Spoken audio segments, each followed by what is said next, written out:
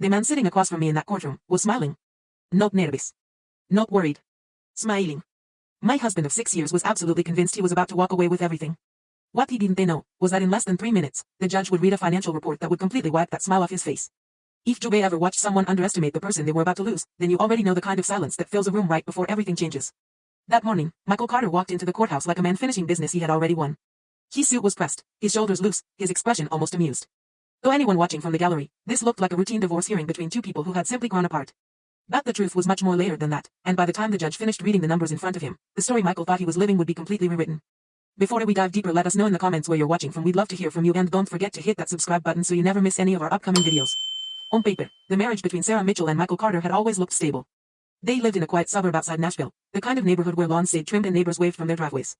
Michael worked in commercial sales and carried himself with the confidence of someone who believed he understood how the world worked.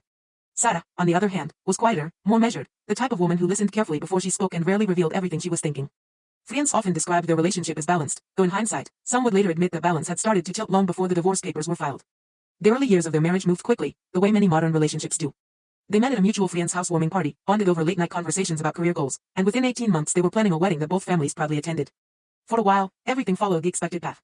Joint bank accounts, shared bills, weekend trips, and the steady rhythm of two lives merging into one. But small details have a way of telling larger stories, and in this case, the details began to shift around year 3 of their marriage. It started with financial disagreements that seemed minor on the surface.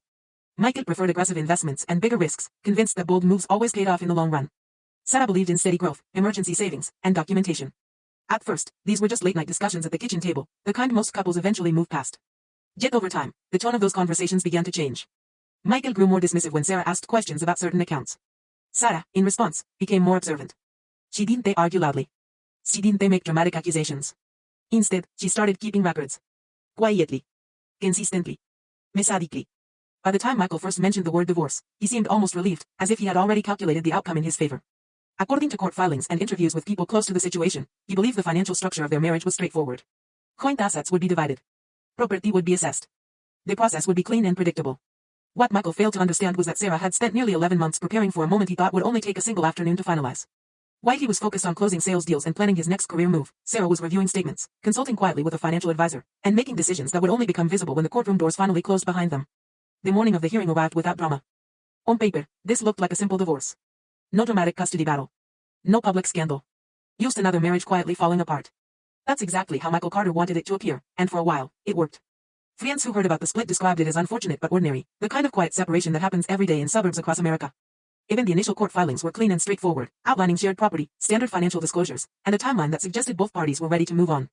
But paperwork only tells the story people choose to show, and in this case, the neat stack of documents sitting in front of the judge was missing the one thing Michael never thought to question: how prepared Sarah Mitchell had quietly become long before he filed a single page. Because behind the calm tone of the proceedings and the routine language of the legal forms, there were decisions Sarah had been making for months without drawing attention to herself. Stiante raised her voice. Stiante issued threats. Instead, she asked careful questions, reviewed statements line by line, and made small financial adjustments that, individually, looked harmless. Together, they formed a structure Michael clearly hadn't mapped out. And that gap in awareness would soon become impossible to ignore. What did the husband miss? Why was he so confident walking into that courtroom? And more importantly, what exactly was sitting inside Sarah's financial disclosures that caused the entire tone of the hearing to shift the moment the judge began reading? To understand how Michael Carter found himself blindsided in a room he entered so comfortably, you have to go back to the final year of their marriage, when the warning signs were present but easy to dismiss if you weren't there looking closely. At the time, Michael believed the trajectory of the relationship was fully under his control. He handled most of the major financial conversations, spoke confidently about long-term plans, and operated with the quiet assumption that Sarah saw the future the same way he did. What he didn't factor in was Sarah's growing attention to detail. While he focused on the big picture, she focused on the fine print. While he trusted momentum, she trusted documentation. And by the time the word divorce officially entered their conversations, Sarah Mitchell was no longer reacting to events as they happened. She was already several steps ahead, waiting for the moment when preparation would matter more than confidence. Sarah Mitchell wasn't reckless with money. In fact, friends described her as quietly strategic, the kind of person who read the full contract, checked the second page of the statement, and asked one more question when everyone else was ready to move on. At the time of the divorce, Sarah was 32 years old and working as a senior operations coordinator for a regional healthcare network, a role that required attention to detail, deadline discipline, and a steady temperament under pressure. She wasn't flashy with her income, and she didn't talk much about long-term plans in social settings, but the habits were there for anyone who paid close attention. Automatic transfers into savings. Retirement contributions increased a little each year. Spreadsheets updated monthly. Nothing dramatic on its own, just a consistent pattern of quiet organization that had been part of her routine long before she ever met Michael Carter. People who worked with Sarah often described her the same way, calm, observant, and rarely caught off guard. She wasn't the loudest voice in the room, but she was usually the one who remembered the numbers everyone else forgot. That mindset carried into her personal life as well. Even in the early years of the marriage, Sarah maintained careful records of household expenses and kept copies of major financial documents in neatly organized folders.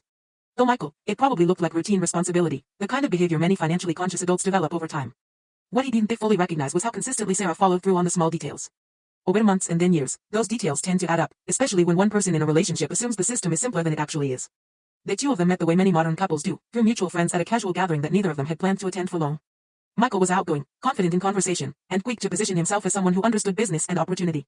Sarah was more reserved but engaged, asking thoughtful questions and listening closely. According to friends who were there that night, the connection seemed natural. Within a few months they were seeing each other regularly, and by the following year they were talking seriously about building a future together. On the surface, the match made sense. Michael brought energy and big-picture thinking. Sarah brought structure and follow-through. For a while, those differences appeared to complement each other. But personality gaps that look balanced early on can sometimes create blind spots later. Michael Carter was used to moving quickly, making confident decisions, and assuming momentum would carry things forward. It did well in sales partly because of that certainty. It projected assurance even when details were still forming, and in professional settings, that approach often paid off. In the marriage, however, the same confidence occasionally showed up in quieter ways. It tended to speak first in financial discussions. It often summarized joint plans in broad strokes. And when Sarah asked for clarification on certain numbers or timelines, his answers sometimes leaned more on reassurance than specifics. None of it triggered immediate alarms. At least not at first. The early red flags, if they could even be called that at the time, were subtle. A postponed conversation about account access here. A quick dismissal of a budgeting concern there. Small moments that, individually, didn't they feel serious enough to challenge directly. Sarah didn't they confront every instance. That wasn't they her style. Instead, she observed. She took mental notes. She continued maintaining her own organized records, the same way she always had. Looking back now, with the full outcome of the courtroom hearing in view, those small moments carry more weight than they seemed to at the time. Because while Michael Carter grew increasingly comfortable with his assumptions about how their finances were structured, Sarah Mitchell was paying closer attention than he realized. Looking back now, the warning signs were there much earlier than she realized. As the marriage moved into its fourth year, the differences between Sarah Mitchell and Michael Carter began to show up in places that were harder to ignore. It didn't they happen overnight. There was no single explosive argument that signaled everything was about to change. Instead, the tension built in a steady, logical progression, the kind that often goes unnoticed until the pattern is already well established.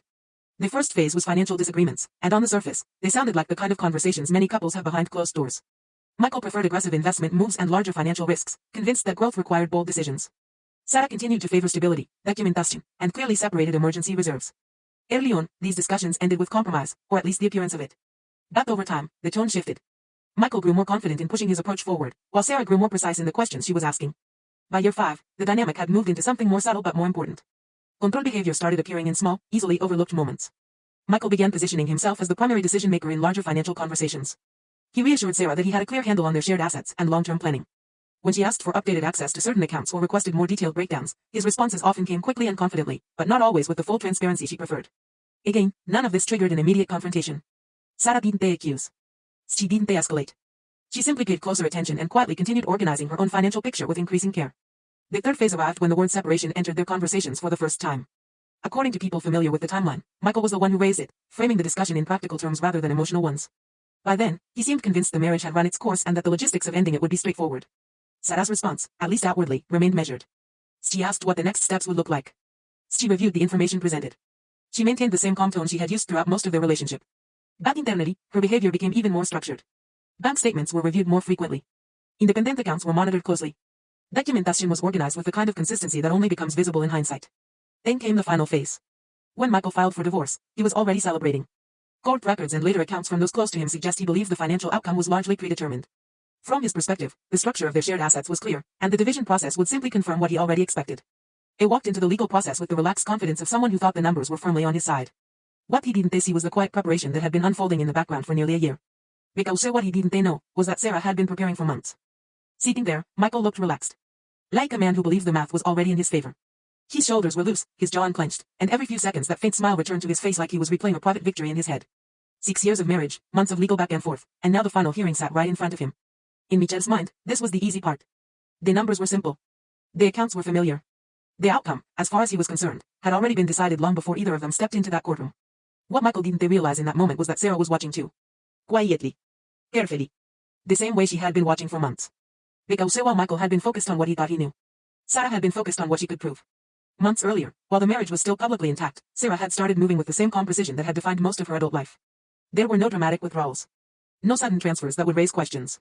Used a smile, deliberate steps taken one at a time. First came the separate account, opened quietly on a weekday afternoon Michael would never think to check.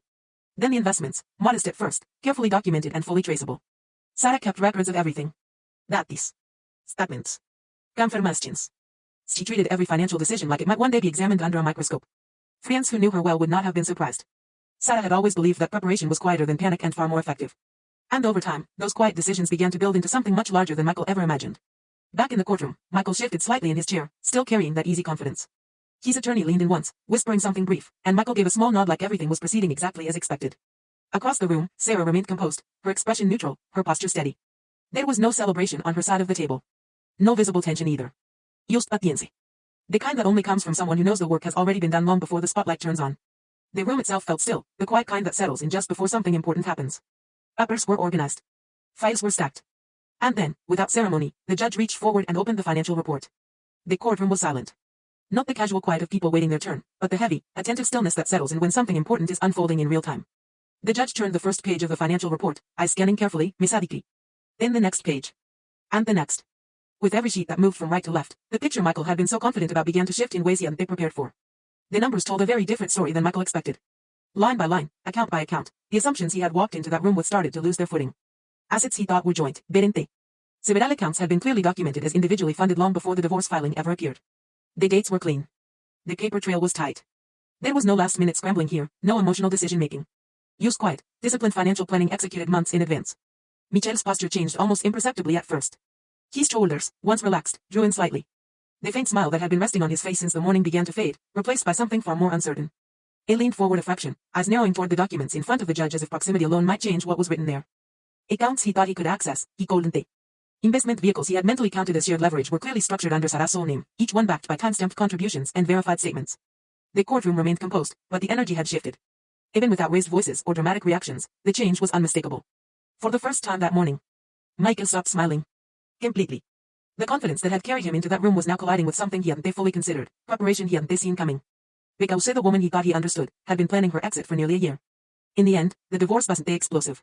There was no dramatic outburst, no slammed doors, no last-minute courtroom theatrics. What unfolded instead was far more controlled, and far more decisive. The judge finished reviewing the report, adjusted the papers neatly on the bench, and delivered a ruling that reflected exactly what the documentation showed. Months of quiet preparation had done what emotion and confidence alone could not. The process moved forward the way the legal system often does at its most effective, slowly, carefully, and without unnecessary noise.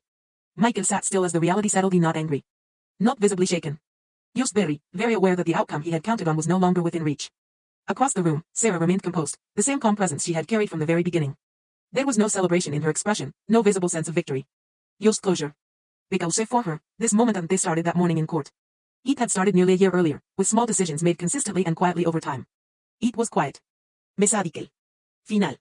And if there is one thing this case makes clear, it's this: sometimes the biggest courtroom victories don't come from shouting the loudest. They come from preparing the longest. What do you think? Was Michael overconfident, or did Sarah play the long game perfectly? When you look back at every decision, every quiet move, every moment leading up to that courtroom, the answer may not be as simple as it first appeared. So many people believe confidence can carry you through anything. Others know that preparation, done patiently and consistently, often wins in the end. This case sits right at the center of that debate. Let me know what you think in the comments. I read every single one, and I'm curious where you land on this. And if you want more real stories where the truth comes out in the end, subscribe so you never miss what's coming next.